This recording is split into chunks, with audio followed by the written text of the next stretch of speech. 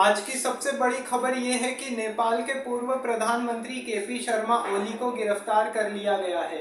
हाल ही में अभी नेपाल में चुनाव कराए गए हैं, जिन चुनावों के दौरान अभी वहाँ पे बालेन बालेन शाह की सरकार बनी है। बालेन शाह जो नेपाल के सबसे युवा प्रधानमंत्री है। आपको बता दें कि एक ज़माना था 1984 का, जब 1984 से लेके 1989 तक भारत में भी देश के युवा प्रधानमंत्री रहे थे जो 40 साल की उम्र में बने थे, जिनका नाम था राजीव गांधी। खैर यहाँ था, हम आपको बस एक नॉलेज के हिसाब से बता रहे, लेकिन यहाँ आपको बताना ज़रूरी है कि नेपाल के प्रधानमंत्री को आखिर क्यों गिरफ्तार किया गया है, भ्रष्टाचार, उनके ऊपर क्या गंभीर आरोप लगाए गए हैं। भारत से उन्होंने काफ़ी रिश्ते खराब करने की भी कोशिशें की हैं, 2020 हो, 2015 हो, कई सारी चीज़ें की उन्होंने। तो आज हम आपको मन की आंखों से चैनल के माध्यम से केपी शर्मा ओली का पूरा इतिहास बताएंगे कि उन्हें अभी तक क्या क्या गिरफ्तार किया, कैसे गिरफ्तार किया गया, और अभी तक वो आखिर पॉलिटिक्स में आखिर कैसे जुड़े, और उसके बाद उन्होंने ऐसा क्या क्या किया। भारत में भी जब नक्सलवादी आंदोलन चल रहा था तो उसको भी उन्होंने काफ़ी ज़्यादा समर्थन दिया था। तो देखिए, सबसे बड़ी बात है, देखिए नेपाल भी, आपको एक और बात बता दूं कि नेपाल और भारत के बीच में शुरू से ही रोटी बेटी का रिश्ता रहा हुआ है। देखिए, रोटी बेटी का रिश्ता मतलब क्यों बोला जाता है नेपाल और भारत के बीच में, क्योंकि देखिए नेपाल एक ऐसा देश है, ऐसा राष्ट्र है जहाँ पे कभी वीजा या पासपोर्ट की जरूरत नहीं पड़ती। आप आसानी से नेपाल बॉर्डर क्रॉस करके आ जा सकते हैं कहीं पे भी। मतलब नेपाल में तो जैसे वो समझ लीजिए, जैसे अगर आप वहाँ जाएंगे तो आपको ऐसा यही लगेगा कि है ना, वहाँ पे कोई भारत के स्टेट में ही आए हैं, कोई इंडियन स्टेट में ही घूमने आए हैं। मतलब वो ऐसा लगता है अपने को, जबकि वो है एक दूसरा देश, छोटा सा देश है, लेकिन वहाँ पे छोटा सा देश है, लेकिन अभी तक एक्चुअली में अभी क्या है उसके बारे में अब कुछ पता नहीं है। अभी देखिए, छोटा सा देश है, लेकिन वहाँ पे काफ़ी कुछ है, घूमने लायक जगह है, काफ़ी चीज़ें हैं वहाँ पे। पासपोर्ट वीज़ा नहीं लगता आपको जाने में, आप कब कितने दिन भी रह लिए तो आपको कुछ फ़र्क नहीं पड़ता वहाँ पे कि है ना इतने दिन ही रह सकते, कोई रूल या कोई रेगुलेशन नहीं है वहाँ पे। तो देखिए, अब 1816 की बात है, पहले नेपाल को है ना अंग्रेजों की ने कब्जा कर लिया था। देखिए, नेपाल में ना सुकौली नाम से एक संधि साइन हुई थी। जब जो संधि ट्रीटी साइन हुई थी, उसके तहत क्या हुआ था, नेपाल को भारत का ही राष्ट्र घोषित कर दिया गया था। अब जब भारत का स्टेट बनाया गया था, लेकिन उसके बाद भारत में अंग्रेज आए। अंग्रेज आने के बाद क्या हुआ कि जब भारत में काफ़ी कुछ चल ही रहा था उस समय, 1947 में भारत को आज़ादी मिली। नेपाल का देखिए उस समय उत्तराखंड के भी सुकोई पर है ना कब्जा कर लिया था पहले। तो फिर यहाँ से ये कुमाऊं तक आ गए थे, और उसके बाद क्या हुआ था, सुमौली ट्रीटी के बाद, सिनौली ट्रीटी के बाद में सुकोई पर कब्जा कर लिया था, और उसके बाद सुनौली ट्रीटी के बाद वो भारत को दे दिया गया था। फिर अंग्रेज आए, वहां से ये कुमाऊं तक चले गए थे, उत्तराखंड के भी कुछ राज्यों को बता दिया था उन्होंने, अपना बताते थे। तो इसकी वजह से, लेकिन होता क्या था कि देखिए उसके बाद अंग्रेज तो यहाँ से चले गए बाद में। जब अंग्रेज चले गए तो उसके बाद क्या हुआ, 1947 में भारत आज़ाद हो गया। तो क्या हुआ, भारत के आज़ाद होने के बाद नेपाल भी अलग अपना राष्ट्र तो था ही उस समय। और देखिए, नेपाल एक ऐसा राष्ट्र है जो अपने आप को एक हिंदू राष्ट्र बताता है। सनातन धर्म की शुरुआत नेपाल से ही हुई थी, ऐसा नेपाली लोगों का मानना है। सीता माता राजा जनक की बेटी थी, जो जनकपुर से पैदा हुई थी, जनकपुर में जन्मी थी। जनकपुर आज के नेपाल में ही आता है। तो देखिए, कई हिंदू धर्म से भी नेपाल का संबंध रहा हुआ है। और उसके बाद सबसे बड़ी बात है गोरखा रेजिमेंट भारत की। गोरखा रेजिमेंट ये वही रेजिमेंट है जिसके बारे में भारत के तत्कालीन सेना प्रमुख फील्ड मार्शल सैम मानेकशॉ ने कहा था कि अगर किसी को मौत से डर नहीं लगता तो या तो वो झूठ बोल रहा है या फिर वो गोरखा है। तो देखिए, अब उसके बाद ये तो बात हो गई गोरखा रेजिमेंट की। अब उसके बाद वहाँ पे राजशाही चल रही थी उसके बाद से। अब देखिए, राजशाही तो भारत के फेवर में थी ना शुरुआत से ही। तो देखिए, राजशाही होने के बाद क्या हुआ, अब जैसे नेपाल में शुरुआत से राजशाही चलती थी, अब इसी बीच क्या हुआ, 1952 में इधर केपी शर्मा ओली का जन्म हो गया। केपी शर्मा ओली जब यहाँ पे पैदा हुए, केपी शर्मा ओली बचपन में इनके पिताजी किसान थे, पढ़े लिखे थे वो। अब देखिए पढ़े लिखे काफी, मतलब पढ़े लिखे तो नहीं थे, किसान थे, लेकिन जब छोटे थे तो बाल्यकाल में उनकी माता का निधन हो गया। अब जब उनकी माता का निधन हो गया, पिताजी ने दूसरी शादी कर लिया, फिर उसके बाद उनको दादी ने पाला पोसा, उनको बड़ा किया। फिर जब उसके बाद वो बड़े हुए, उनकी एजुकेशन पूरी हो गई, तो उसके बाद क्या हुआ, जब 1983 के बाद एक गांव में आ गए। गांव में आने के बाद वो काफ़ी प्रोटेस्ट कर रहे थे जब वो 31 साल के थे। तब देखिए क्या हुआ कि वो उन्होंने काफ़ी ज़्यादा कई सारी चीज़ें की, कई सारे मूवमेंट में हिस्सा लेते थे। राजशाही के खिलाफ शुरुआत से खुलकर बोलना उनको शुरू से ही रहता था। तो देखिए अब उसके बाद क्या हुआ कि उन्होंने क्या किया कि अब 1983 में वो एक गांव में आ गए, पोखरा, वहां पे है ना, वहां के गांव में आ गए। गांव में जाके उन्होंने बहुत तबाही मचाई, राष्ट्रपति के खिलाफ बहुत बोला, मतलब राष्ट्रपति नहीं, सॉरी, राजा के खिलाफ उनको काफी ज्यादा बोला, उनके खिलाफ लोगों को भड़काया। तो इसके चक्कर में उन्हें 1983 में उनको गिरफ्तार करके जेल में डाल दिया गया, काठमांडू में। अब जब जेल में डाल दिया गया तो उसके बाद क्या हुआ कि 1987 में फिर वापस इनको छोड़ दिया गया। और जब वापस से इनको छोड़ा गया तो उसके बाद हुआ क्या, अब देखिए 1987 में क्या हुआ जब इनको छोड़ दिया गया, जब ये 35 साल के थे। देखिए ये आपने सभी के बारे में सुना होगा कि जो भी जितने भी प्रधानमंत्री थे, पॉलिटिक्स में तो एक्टिव हो ही गए थे ना ये, जब बड़े हो गए, जब इन्होंने अपनी एजुकेशन कंप्लीट कर ली थी, उसके बाद से काफ़ी मूवमेंट्स में हिस्सा ले रहे थे, राजशाही के खिलाफ बोलना, ये सारी चीज़ें चल रही थी। तो 35 साल की उम्र में इनको जब रिहा कर दिया गया था, उसके बाद भी क्या हुआ, नेपाल में बहुत खुले मैदान में प्रोटेस्ट हुए थे राजशाही के खिलाफ। राजशाही के खिलाफ काफी ज्यादा प्रोटेस्ट हो गए, प्रोटेस्ट में इन्होंने शामिल हुए। उसके बाद फिर यहाँ से आ गए झापा, नेपाल में एक जगह है झापा नाम की, वहां पर आ गए। वहां पर आने के बाद फिर क्या हुआ, इन्होंने क्या किया, 1991 का मेयर इलेक्शन लड़ा। 1991 का इलेक्शन लड़ा, वहां से जीत के आए कॉन्स्टिट्यूएंट असेंबली से, वहां से कई सालों तक रहे। अब देखिए नेपाल में जब देखिए राजशाही के खिलाफ प्रोटेस्ट चल रहे थे, तो 2001 में भी है ना, नेपाल में एक बहुत बड़ा मैसेकर हुआ था, नेपाल रॉयल मैसेकर, वो राजशाही का एक बहुत बड़ा मैसेकर हुआ था। तो उसमें भी इनका ऐसा बोला जाता है इन्हीं का ही हाथ था। तो देखिए अब उसके बाद हुआ क्या, इन्होंने काफी सारे प्रोटेस्ट किए, जगह जगह आंदोलन किया। तब उसके बाद हुआ क्या, ये सारी चीजें करने के बाद में अब वो काफी पॉलिटिक्स में एक्टिव हो ही गए थे। फिर उसके बाद क्या हुआ कि इलेक्शन हुए, फिर उसके बाद 2001 के बाद तो ये मंत्री बने, प्रधानमंत्री नहीं बने, लेकिन एक तरह से छोटे मतलब लेवल पे मंत्री बना दिए जाते थे कुछ जगहों पे। तब उसके बाद क्या हुआ कि अब ये सारी चीजें हो रही थी, तो फिर उसके बाद क्या हुआ, अब राजशाही के खिलाफ तो वहां पे काफी सारे प्रोटेस्ट चल रहे थे। तो उसके बाद क्या हुआ कि 2008 में जाके वहां से राजशाही खत्म हो गई। अब जब वहां पे राजशाही खत्म हो गई तो उसके बाद हुआ क्या, जैसे ही इधर राजशाही खत्म हुई तो फिर वहां पे डेमोक्रेसी आ गई। 28 मई 2008 को नेपाल में लोकतांत्रिक गणराज्य की स्थापना हुई।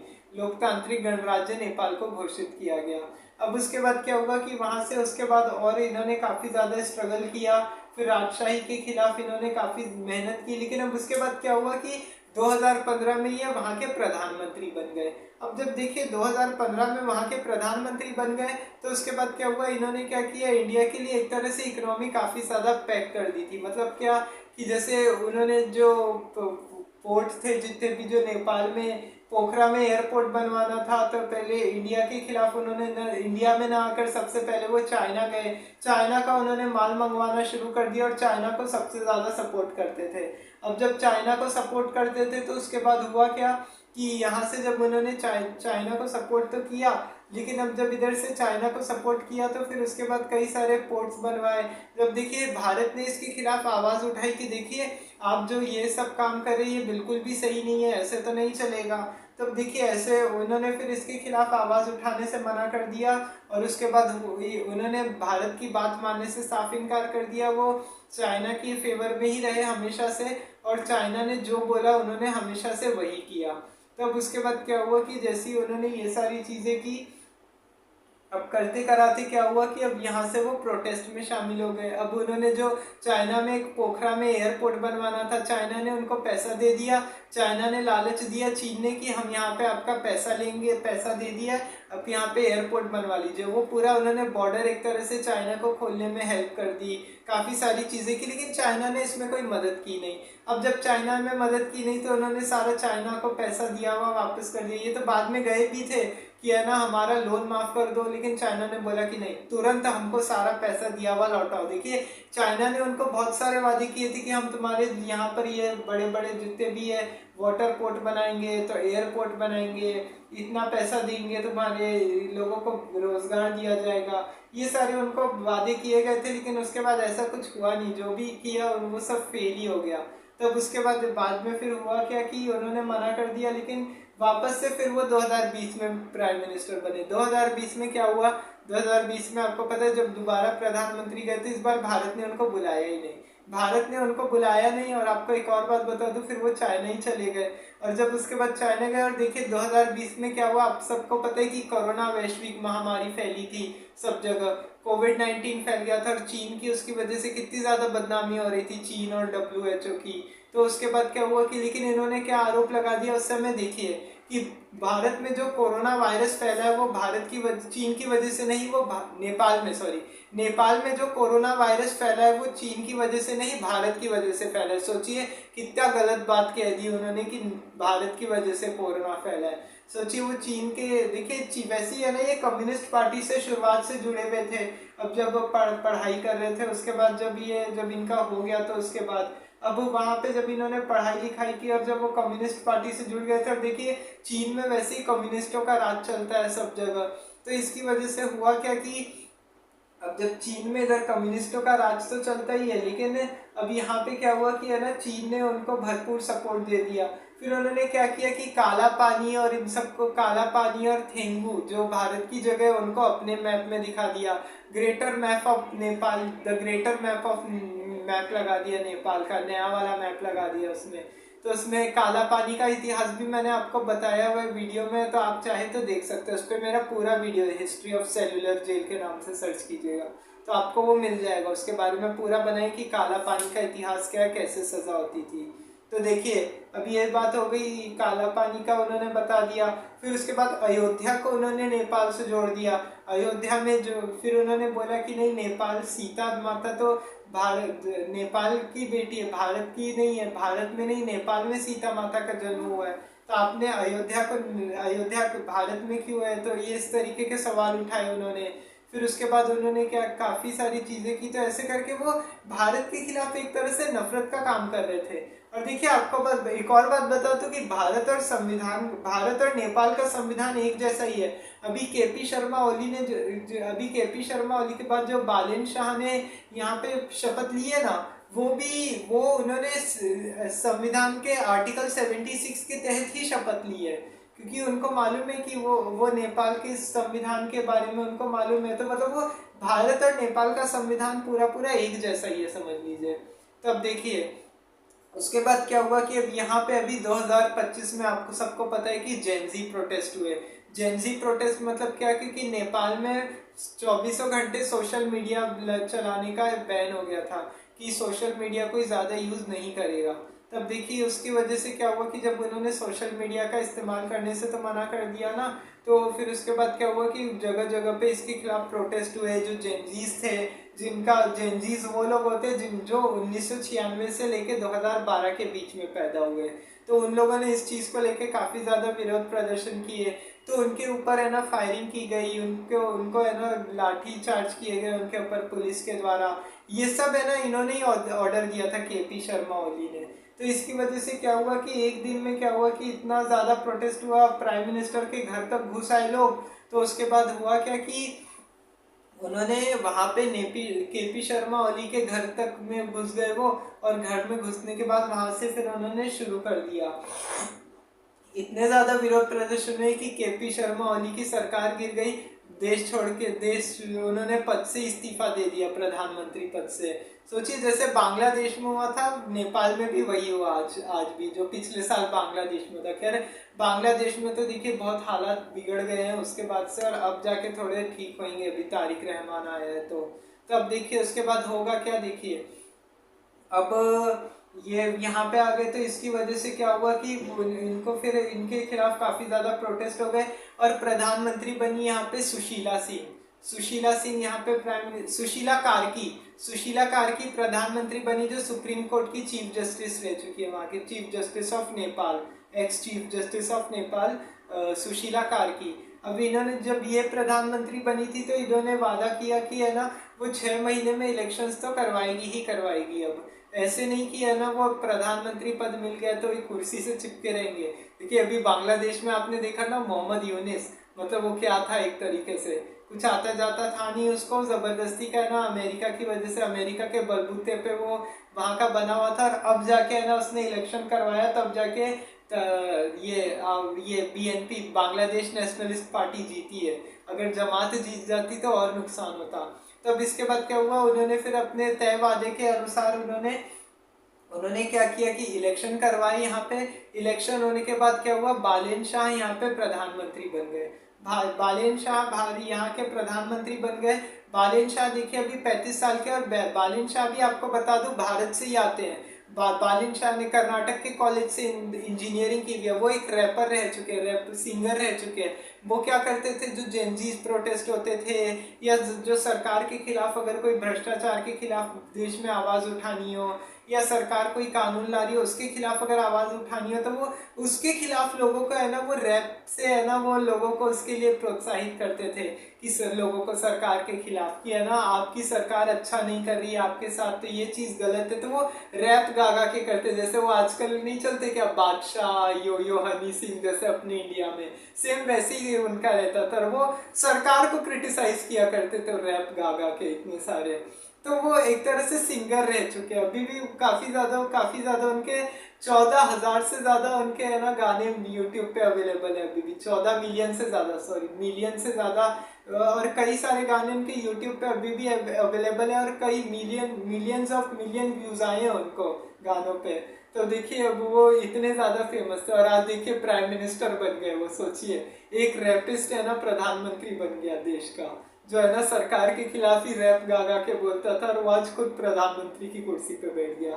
तो देखिए बालेन शाह जैसे ही आए, प्रधानमंत्री मोदी ने भी इनको बधाई दी है इस जीत के लिए। उन्होंने भी बोला है कि वो भारत से रिश्ते सुधारेंगे, और फिर उसके बाद इन्होंने केपी शर्मा ओली को गिरफ्तार कर लिया गया है। जो जेनजी प्रोटेस्ट हुए थे उनके खिलाफ उन्होंने जो कुछ भी किया कि भारत के खिलाफ जो भी केपी शर्मा ओली ने गलत कदम उठाए थे, अब उन्होंने बोला है कि वो डेवलप करेंगे सारी चीज़ों को। तब देखना होगा कि आगे कल क्या क्या क्या होता है, क्या नहीं होता है आगे। वो सब तो देखिए बात की बात होगी अब देखने वाली, कि आगे कि कैसे रिश्ते होते हैं कैसे नहीं होते हैं। हालांकि बोला तो जा रहा है कि है ना अमेरिका की नहीं है ना इसको अपॉइंट किया, ऐसा ये भी बोला जा रहा है कुछ सोर्सेज के अनुसार। अब देखिए वो तो देखिए बाद में पता चलेगा कि किसने क्या अपॉइंट किया है क्या नहीं, और वो सब तो देखिए बात की बात है। तो देखना होगा कि आगे क्या होगा। भारत नेपाल संबंधों पे आगे भी बात करेंगे कि आगे क्या है, भारत नेपाल संबंधों के बारे में भी जानेंगे कभी। तो आज के इस वीडियो में इतना ही। अब आपसे किसी और टॉपिक पे कल मिलेंगे। उम्मीद करता हूँ कि आपको ये वीडियो समझ में आया होगा। वीडियो पूरा देखिए, ताकि तो ही आपको पूरा इसके बारे में डिटेल जानकारी समझ में आएगी, पूरी डिटेल समझ में आएगी। तो इसलिए वीडियो को पूरा आखिरी तक देखिए। चैनल को सब्सक्राइब जरूर कीजिए, साथ ही बेल आइकन का बटन दबाना न भूलिए। वीडियो को लाइक और शेयर जरूर कर दिया कीजिए। कल किसी और टॉपिक पे बात करेंगे, तब तक के लिए जय हिंद जय भारत।